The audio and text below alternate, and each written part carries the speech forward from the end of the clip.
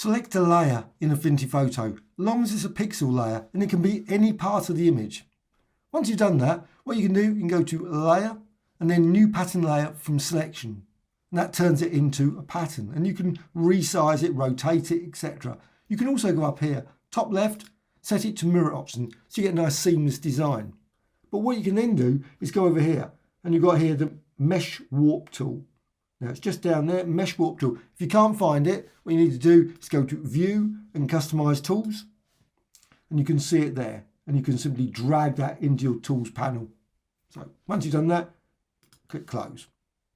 However, what you can then do is you can, let's just move that one into the center so you can see that. Click there. Now there's options here that are very unusual. One, I'm not so keen on doing this. I'm just going to show it quickly. You can set a source. And since you can't really see anything, so if you just, this, I don't know what this is. I have found no documentation about what that is. You can click on it and you can get this little dot. Please, in the comments below, be really great to know what that is. However, what you can do is you can double click on it and you can add this mesh, and then you can position it like this. You can just make some movements. Now it's odd because you can't see anything happening. Actually makes it very hard to really make much use of the tool in that respect. I just wanted to show it to you because you might think, why isn't he showing this? Well, now what you can do, you can now go to the destination. Don't click apply at this point. What you need to do is go to destination. So if you go to destination, now you see straight away it's distorted already, but you've got this straight grid. And now you can work from that. So it's a sort of like double warping feature. It's slightly, I find slightly confusing. Maybe again, someone could put in the comments below if they use it that way. But to me, I've always found it a little bit slightly confusing. But you can see you can move that and distort the design still. Once you're happy with it, you can click apply and you can see the result there. However, let's just go back. Just going to go just use it from the destination where I think personally it's easy to work from. So I'm just going to click there. Again, mesh tool. Just keep it on destination. Unless you want to go with the source and manipulate it like a pre-processing, I guess, is the way I look at it, without anything to work on. Well, what you can do, you can distort this design. And what you can do, you can drag in or you can drag out. And you can see the results. If I drag in like that, it actually splits this layer apart. You can see below the layer, which is fine. It's a nice effect if that's what you want. Because you might want to create a pattern that you can create multiple sort of designs that you can just layer on top of each other. And you can repeat that going the other way or go that way. And again, you can see the underlying layer. In fact, I might even do that. Let's just do that just to show you can split it. And again, you can do it there as well. And now you can see through that, and you can see it through all the way through. But also what you can do is you can click, double click on the document, this. Now, if you just click, you get that little dot.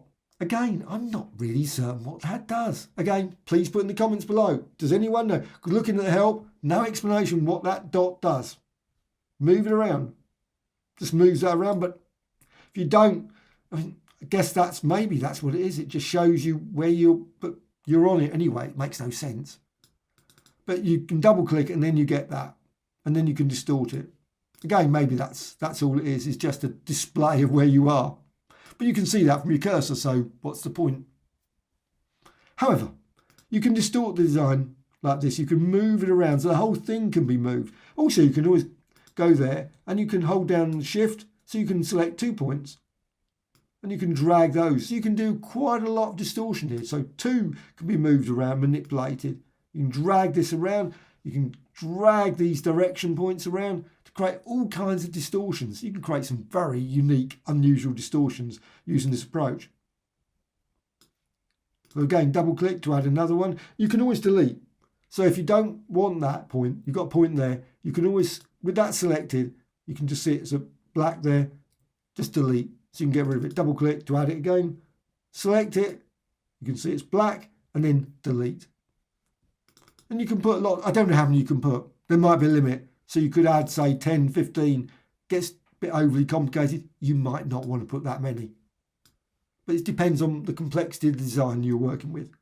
So you can do that. You can create some very unusual things, maybe some very angular sort of designs. It's still a pattern. Well, once you're happy with that, you can click apply and you can see the result of your design. And again, it's still a pattern design. So you can resize it. You can see this pattern design. And because you can see through it very nicely, you can also hold down the Alt or Option key and duplicate that design. So you can see now you've got that. Also, because it's a layer, you can also just go over here, click Effects, and you can say Outer Shadow. So Outer Shadow, it's just got the Outer Shadow, click Close.